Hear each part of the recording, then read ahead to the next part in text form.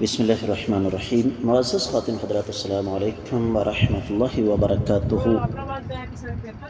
پیچھے ہم احادیث مبارکہ پڑھ کر آئے ہیں نبی کریم صلی اللہ علیہ وسلم کی، اور گزشتہ سبق میں سیدنا علی رضی اللہ تعالیٰ عنہ کا قول ہمارے سامنے آیا، لیکن وہ صحیح سند کے ساتھ ثابت نہیں تھا۔ آج کا ہمارا حدیث کا سبق بھی بنیادی طور پر حدیث نہیں بلکہ ایک صحابی کا قول ہے۔ مشکات المصابیح کتاب القصاص باب ہے دیتوں کا، 3507ویں حدیث کتاب میں اور 22ویں ہے باب میں۔ الفاظ اس کے یہ ہیں: وعن مجاہد رضی اللہ عنہ قال قضى عمر رضی اللہ عنہ فی شبہ العمد 30 حقة و30 جزعة و40 خالفة ما بین ثنیة الى بازل عامها، رواہ ابو داود۔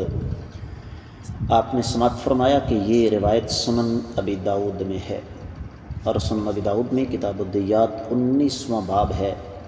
شبہ عمد کی دیت کا بیان 4550ویں روایت ہے، لیکن یہ روایت سند کے اعتبار سے ضعیف ہے، قابل حجت نہیں ہے، اور نہ ہونے کی وجہ یہ ہے کہ ایک تو مجاہد بن جبر رحمہ اللہ، مجاہد بن جبر القرشی ابو محمد ابو الحجاج، بے شک ثقہ ہیں، امام ہیں تفسیر میں اور علم میں، لیکن مسئلہ یہ ہے کہ انہوں نے سیدنا عمر رضی اللہ تعالیٰ عنہ سے سنا کچھ نہیں، تو سند منقطع ہو گئی، چین ٹوٹ گئی، زنجیر ٹوٹ گئی۔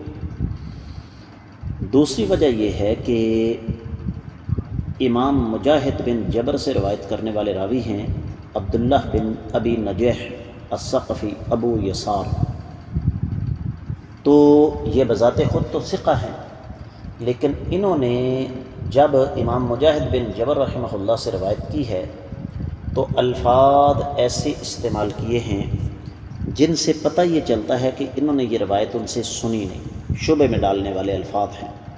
تو حاصل کلام یہ ہے کہ یہ روایت سند کے اعتبار سے صحیح نہیں ہے۔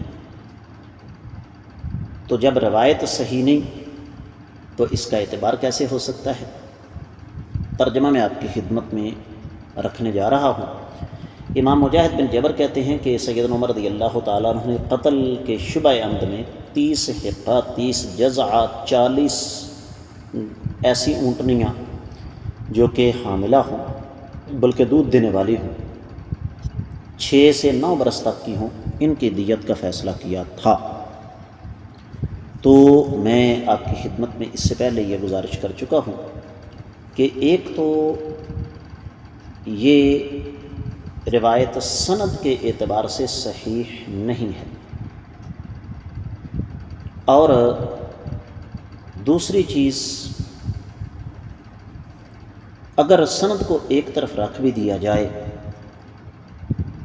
تو اس روایت کو کرنے والے، یہ روایت نبی علیہ الصلوۃ والسلام کا فرمان تو ہے ہی نہیں، یہ تو سیدنا عمر رضی اللہ تعالیٰ عنہ کا قول ہے، اور ظاہر بات ہے نبی علیہ السلام کے قول بات کے مقابلے میں، حدیث مبارکہ کے مقابلے میں کسی نبی کی بات آ جائے تو اس کی کوئی حیثیت نہیں، لہذا یہ روایت ثابت شدہ نہیں ہے، اس کا کوئی اعتبار نہیں کیا جائے گا۔